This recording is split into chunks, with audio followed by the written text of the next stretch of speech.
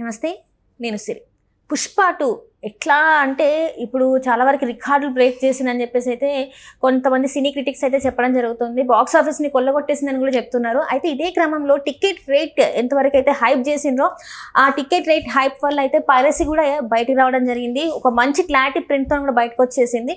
So దీంతోనైతే మైత్రి movie makers అయితే ఈ ticket రేట్ని తగ్గిద్దాం అని చెప్పేసి అనుకుంటున్నట్టు మరి వార్తలు అయితే వస్తున్నాయి. ఇందులో ఎంతవరకు వాస్తవం ఉంది ఏందనే సంగతిని అయితే మనకి వివరించడానికి ఇప్పుడు మనతో పాటు ఉన్నారు ప్రముఖ సినీ క్రిటిక్స్, సీనియర్ జర్నలిస్ట్ జగదేవ్ గారు.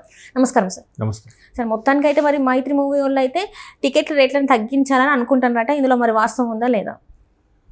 అంటే చేతులు కాలాక ఆకులు పట్టుకోవడం అనేది వేస్ట్ ప్రక్రియ. ఎందుకంటే ఆల్రెడీ పెంచారు. ఒక్కొక్కటి బెనిఫిట్ షోలు, ప్రీమియర్ షోలు 1200, 800 అలా చేశారు. ఎలాగూ మల్టీప్లెక్స్లో 350, 250 మినిమం ఉన్నాయి. ఇంక ఇప్పుడు పైరసీ వచ్చేసింది అంటున్నారు కాబట్టి రాకముందే కంట్రోల్ చేయాలి.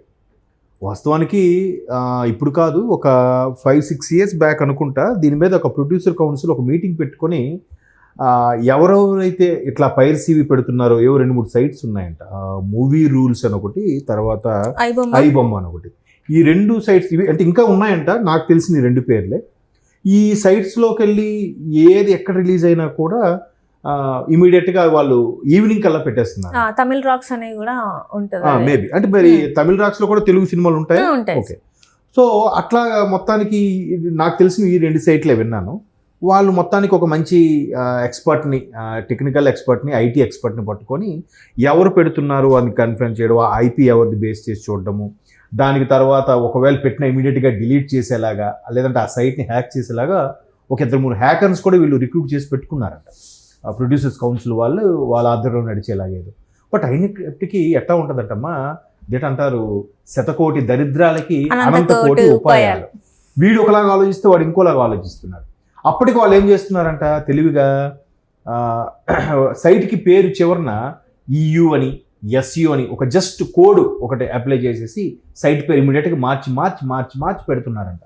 ఇంకోటి కూడా ఏంటంటే ఆ సైట్లో వాళ్ళకి తెలిసిన ఫ్యాన్స్ ఎవరైతే ఉంటారో వాళ్ళు మొబైల్లోనో చిన్న బుట్ట కెమెరాల్లోనో లేదా సీక్రెట్ కెమెరాలోనో రన్ చేసేసి, లేదా థియేటర్ల దగ్గర ఉండే ఆపరేటర్లతోనూ వాళ్ళతో డీల్ కుదుర్చుకొని ప్రొజెక్టర్ దగ్గరే పెట్టేసి మొత్తానికి షూట్ చేసుకొని అవి ఒక్కొక్క ఏరియా నుంచి ఒక్కొక్కటి అప్లోడ్ చేసేలాగా చేసి అది పీరింగ్ అవుతుంటుంది. అంటే ఈ ఐపీ నుంచి కొంత డేటా, ఈ ఐపీ నుంచి కొంత డేటా, ఆ ఐపీ అడ్రస్ నుంచి కొంత డేటా, కొంత వీడియో అలా క్యాచ్ చేసి, అంటే డౌట్ రాకుండా.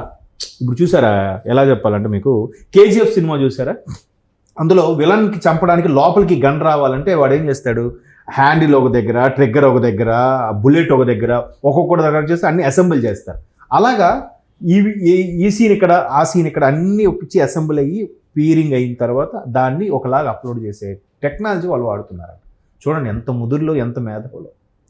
అంటే ఒక విధంగా వాళ్ళని ఎంత మేధావితనంగా ఆలోచిస్తుందని అప్రిషియేట్ చేయాలా, ఇలాగా అడ్డదారులు తొక్కుతునే విధంగా విద్యని ఇలాగ దుర్వినియోగపరుస్తున్నందుకు వాళ్ళని తిట్టాలో అర్థం అవ్వట్లేదు.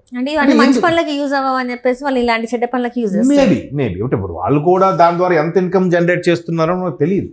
సో ఇట్లాంటి పైరసీ ఇవన్నీ జరుగుతున్నప్పుడు వాటిని ముందే కట్టడి చేయాల్సింది చేయలేకపోయారు. ఆల్రెడీ వచ్చేసిన తర్వాత ఇప్పుడు రేట్లు తగ్గిస్తారన్నా కూడా ప్రభావం ఉండకపోవచ్చు అనేది నా అభిప్రాయం. బయట ఒకటి కొంతమేరకు ప్రభావం ఉండొచ్చు. ఎలా అంటే అయ్యో ఎంత రేట్లు ఉన్నాయా, సరే ఈ 2 weeks ఏదో అయ్యాక, లేదా ఫస్ట్ వీక్ అయ్యాక రేట్లు తగ్గుతాయి కదా, 200 ఎంత అవుతాయి కదా, అప్పుడు వెళ్తానులే, ఇప్పుడు 1200 పెట్టుకుని వెళ్ళడం ఎందుకు నా ఆలోచించే వాళ్ళు అంటే ఒక వెర్షన్ పీపుల్ ఉంటారు కదా, మ్యాక్సిమం బిలో మిడిల్ క్లాస్ వాళ్ళు. అటువంటి వాళ్ళకి పైరసీలా సరే వాయిస్ క్లారిటీ ఉండదురా బాయ్, సరిగ్గా పిక్చర్ క్లారిటీ ఉండదురా బాయ్ అని చెప్పి ఇటువంటి వాటికి వెళ్ళే ఛాన్సెస్ కూడా ఉన్నాయి. కాకపోతే దీన్ని ముందుగానే కట్టడి చేస్తుంటే బాగుండేది, ఇంకా బెటర్గా ఉండేది. ఇంకోటి కూడా వెర్షన్ వినిపిస్తుంది ఏంటంటే ఆశించినంత స్థాయిలో సినిమా లేదు కాబట్టి, అంటే అబవ్ యావరేజ్ అంటున్నారు తప్ప హిట్ అని ఎవరు అనట్లేదు. సో అలా ఉంది కాబట్టి మేబీ వీళ్ళు కూడా ఇంకెందుకులే, ఒకవేళ ఇప్పటికే రేట్లు తగ్గించకపోతే ఇంకా థియేటర్కి వచ్చే వాళ్ళు తగ్గిపోతారు అని ఉంటుంది కదా. జనరల్గా డిమాండ్ సప్లై పెరిగితే డిమాండ్ పెరుగుతుంది, డిమాండ్ పెరిగినప్పుడు ధర కూడా పెరుగుతుంది. ఇక్కడ డిమాండ్ లేకుండా ధర పెంచితే ఇంకెవరు తీసుకుంటారు, తీసుకోరు కదా. ఎకనామిక్ లా ప్రకారము ఇంకా ధర ఖచ్చితంగా ఆబ్వియస్లీ డిమాండ్ లేదు కాబట్టి తగ్గించి చేస్తే అప్పుడు కొంతలో కొంత అయినా సరే థియేటర్కి వెళ్దాం, వీకెండ్ వస్తుంది కాబట్టి శని ఆదివారాలు థియేటర్లో చూద్దామనే ప్రపోజల్లో కొంత ఒక 10% డైవర్ట్ అయ్యారనుకోండి, వాళ్ళకి వస్తాయని కలెక్షన్స్ వస్తాయి అనేది ఒక అభిప్రాయం. మేబీ చూద్దాం. ఇప్పటికైనా మీరు అంటున్నట్టు ఆ సోకాల్డ్ సైట్లో పెట్టినవి ఏవైతే ఉన్నాయో అవి ఇప్పటికైనా వీళ్ళకి ఒక టీంతో దాన్ని రిమూవ్ చేయించవచ్చు, చేసేలా ప్లాన్ చేయొచ్చు. అంటే కొంతవరకు అయితే చేశారంటే ఇంకా చాలా వరకు ఇంకా అంటే ఇది ఏంటంటే సామాన్యులనైతే ఈ సినిమాకి అంటే మిడిల్ క్లాస్ పీపుల్స్ అయితే ఆ ఫ్యామిలీస్ అయితే దూరం చేసిందంట. ఇప్పుడు ఏదైతే టికెట్ రేట్ పెరిగిందో ఆ పెరగడం వల్ల వాళ్ళైతే థియేటర్స్ కి రాకుండా ఇట్లా పైరసీని వాళ్ళు ఎంకరేజ్ చేస్తున్నారు. అంటే టికెట్ రేట్స్ వాళ్ళని వాళ్ళు ఎంకరేజ్ చేస్తున్నారు కదా, లేకపోతే వాళ్ళు వాళ్ళకు కూడా సినిమా చూడాలని ఒక కుతూహలం ఉంటది. ఎట్లుంది ఏందని వాళ్ళు కూడా తెలుసుకోవాలనుకుంటారు. కానీ థియేటర్కి వెళ్ళి అంత ఖర్చు పెట్టేంత వాళ్ళకి స్తోమత ఉండదు.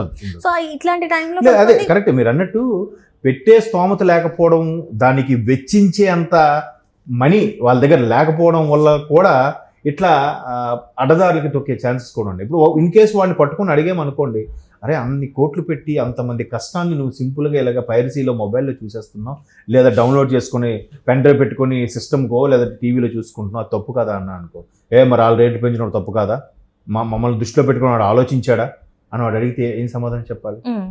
ఇక్కడ ఎవరి వెర్షన్ కరెక్ట్ అంటే ఏం చెప్తాను చెప్పండి. ఒకటి, ఇన్ని కోట్లు ఖర్చు పెట్టి సినిమా తీసి దానికి అనుకున్నంత కనీసం అసలైన రాకపోతే వాళ్ళు మరో 10 సినిమాలు తీయాలంటే అతని మీద అంటే వాళ్ళ మీద ప్రొడ్యూసర్స్ మీద లేదా హీరో మీద ప్రత్యక్షంగా పరోక్షంగా కొన్ని వందల మంది బతుకుతున్నప్పుడు వాళ్ళు కూడా ఇన్కమ్ జనరేట్ చేసుకొని అమౌంట్ సంపాదించుకొని నెక్స్ట్ ఇంకో 2-3 సినిమాల మీద పెట్టడానికి ఛాన్స్ ఉంటుంది. నష్టం వస్తే వాళ్ళకి ఇబ్బందే కదా. అయితే దీనికి ఇంకో వెర్షన్ కూడా వీడు సాధారణ సగటు పౌరుడు సగటు ప్రేక్షకుడు ఏమంటాడు, అంత ఖర్చు కూడా మేము తీయమన్నామా? మంచి సబ్జెక్ట్ ఉండి ఇప్పుడు మంచిమల్ బాయ్స్ ఉంది మలయాళంలో, ఎంత హిట్ అయిందమ్మా. అంటే ఒకలాంటి స్టోరీ నిజంగా జరిగిన స్టోరీ, దానికి అంత భారీగా కటౌట్లు పెట్టేసి ఇది చేయలేదు కదా, బట్ జనాల్లోకి ఎలా వెళ్ళిపోయింది. ఈ రోజుకి హైయెస్ట్ స్ట్రీమింగ్ మూవీ అదే కదా ప్రస్తుతానికి, మంచిమల్ బాయ్స్ కదా, భాషతో సంబంధం లేకుండా ఆడుతూనే ఉంది కదా. సో అట్లాగా అలా తీయొచ్చు కదా అనేది సగటు ప్రేక్షకుడు యొక్క క్వశ్చన్. మేబీ అది కూడా ఒక వాస్తవం అవ్వచ్చు, కానీ ఎప్పటికీ ఇలాగే ఉండిపోతామా? ఇప్పుడు బుట్ట ఫోన్ వాడాము, స్మార్ట్ ఫోన్కి డెవలప్ అవ్వాలి, ఆ తర్వాత ఆండ్రాయిడ్ తర్వాత స్మార్ట్ ఫోన్, ఇంకా ఐఓఎస్, ఇంకా చాలా ఈ యాపిల్ రకరకాల టెక్నాలజీకి అప్గ్రేడ్ అవుతున్నాం.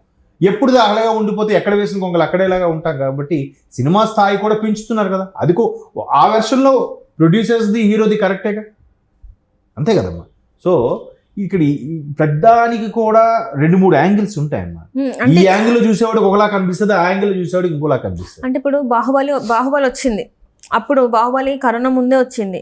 బాహుబలి వచ్చినప్పటి నుంచి వెళ్ళి ఇప్పటి వరకు చూసుకుంటే సగటు సామాన్యుడి జీతం 2,000-3,000 పెరుగుంటది. ఆ 2,000-3,000 పెరిగినా కూడా ఇంటి ఈ రెంట్లు వీటిలలో కట్టుకునేసరికి ఇప్పుడు ఈ పెరిగిన ఈ టికెట్ ధరలతోని ఎంజాయ్ అంటే అరే ఒక సినిమా చూస్తే బాగుండనే దగ్గర నుంచి వెళ్ళి అమ్మో ఇంత ఖర్చు చూడకుండా ఉండడం బెటర్ అని స్థాయికి వచ్చేసింది. నాకు అర్థమైంది ఏంటంటే, ఇప్పుడు డైరెక్టర్ తేజ గారు ఏం చెప్పారంటే, ఒకసారి సినిమా టికెట్ కాస్ట్కి భయపడి రావట్లేదు, అక్కడ దొరికే స్నాక్స్ ఏవైతే ఉన్నాయో ఇంటర్వెల్లో పాప్కార్న్ లాంటివి వాటికి భయపడి సగటు ప్రేక్షకుడు వెళ్ళలేకపోతున్నాడు అనేది ఆయన అభిప్రాయం చెప్పారు అలాగే.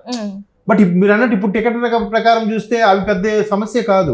ఏముంది కాదు కూడదంటే 20 రూపాయలు సమోసా ఎగ్జిస్ట్ అయిపోతారు. పాప్కార్న్ 350 రూపాయలు పెట్టి కొనుక్కోలేదు. మల్టీప్లెక్స్ లకు పోవాలంటే 20 రూపాయలు, అసలు 20 రూపాయలు అనేది కనబడదు కదా మనకి. పార్కింగ్ కూడా 20 రూపాయలు కాదు, మనకి అక్కడ పోతే 400 అది ఒక పాప్కార్న్ ఇస్తారు, 400 ఉంటది. ఇంకా ఇద్దరు పిల్లలు అయితే చెరొకటి కావాలి, అక్కడ 1000 రూపాయలు అయిపోతుంది కదా. 1000 రూపాయలు అవుతుంది. అది అలాంటప్పుడు వాళ్ళు ఏం ఆలోచిస్తున్నారు, ఇంకాస్త ఓపిక పడితే ఆ 1500-1200 లైఫ్ టైం లేదా 1 ఇయర్ ఓటీటీ సబ్స్క్రిప్షన్ వచ్చేస్తుంది. ఇంట్లో హ్యాపీగా కూర్చొని థియేటర్ ఎక్స్పీరియన్స్, దానికి అవసరమైతే సౌండ్ ప్రూఫ్ పెట్టేసుకొని, సో హోమ్ థియేటర్ కానీ కనెక్ట్ చేసి చిన్న ట్వీటర్స్ అంటారు అక్కడక్కడ చిన్నవి, అవి తగిలించి పెడితే నిజంగా థియేటర్ ఎక్స్పీరియన్స్ వస్తుంది. ఇంకెందుకు 1 మంత్ ఆగిపోలే అనుకునే వాళ్ళు ఉన్నారు, చిన్నపిల్లలు అనుకుంటున్నారు, అనుకునే వాళ్ళు కదా. ఇప్పుడు మారిపోయారు అందరూ. 1 రోజులు అయితే వచ్చేస్తుంది, ఓటీటీకి వస్తుంది, ఇంకా అక్కడ చూడాల్సిన అవసరం లేదు. ఇది కొంచెం ప్రొడ్యూసర్సే కావచ్చు, హీరో కావచ్చు, డైరెక్టర్ కావచ్చు, కొంచెం మైండ్లో పెట్టుకుంటే ఇప్పుడు థియేటర్స్ వచ్చే సంఖ్య తగ్గింది, ఇంకా తగ్గకుండా ఉండాలంటే వీళ్ళ చేతుల్లోనే ఉందేమో నా అభిప్రాయం. ఉంది అంటే వీళ్ళ చేతుల్లో ఉంది. ప్రజలు కూడా, ప్రేక్షకులు కూడా మారాలమ్మా. వాళ్ళు కూడా అంటే పైరసీ చేసేది ఆ ప్రేక్షకుడే, పైరసీని రిమూవ్ చేసేది ఆ ప్రేక్షకుడే, థియేటర్కి వెళ్ళి చూసి ఎంకరేజ్ చేసేది ఆ ప్రేక్షకుడే, చూడొద్దురా అని చెప్పేది ఆ ప్రేక్షకుడే. అందరూ జనాలే అంటే అదొక సిచ్యువేషన్షిప్ లాగా. అంతే, సిచ్యువేషన్ డిమాండ్స్ దాని ప్రకారం వాళ్ళు ఫాలో అవుతుంటారు. మరి ఎవరు తప్పని మనం నొక్కి ఒక్క నుంచి చెప్పలేము. Right sir, right. Thank you so much sir. Thanks.